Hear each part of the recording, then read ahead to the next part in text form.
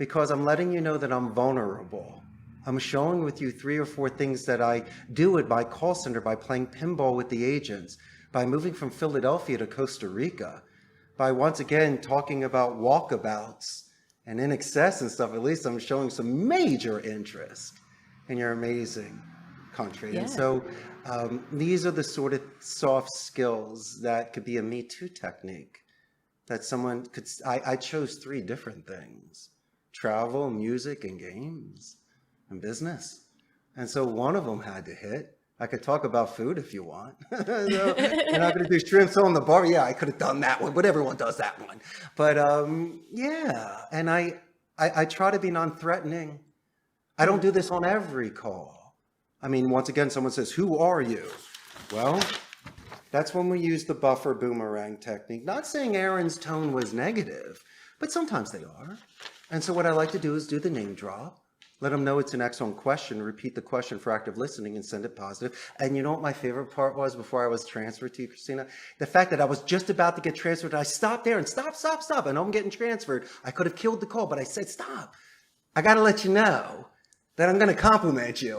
You got to be kidding me. I love that. Yes, Yeah, of yes. course you do. It's a positive escalation. Some people get paid on that at call centers and other companies, but it's really so.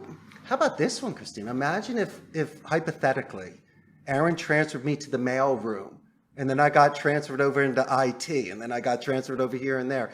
I write everybody's name down. So even though I spoke about Aaron, imagine if I mentioned 2 or 3 people. You'd be like, who are you? You got passed around my company. No one speaks to Matt in the mailroom. I go, he's like the nicest guy I ever met. Don't tell me that immediately anchors you with the client. 100%. It's yours to 100%. lose. It's yours to lose. And if the person doesn't say their name, I'm assuming you ask for their name? They don't need to. I just need to say my name. And I have to let them know. And if I'm about to transfer them and they still don't want to give me the name, put out your nails. Well, good for you. Why don't you have a nice lunch? Relax a little bit. You should be a little sweeter on the phone.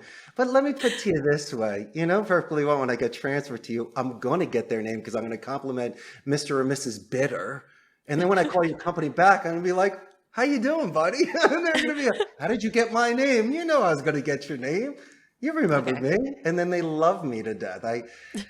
I get them to shed his skin a little bit. Once someone gets complacent, especially as the first impression of a company, that's terrible.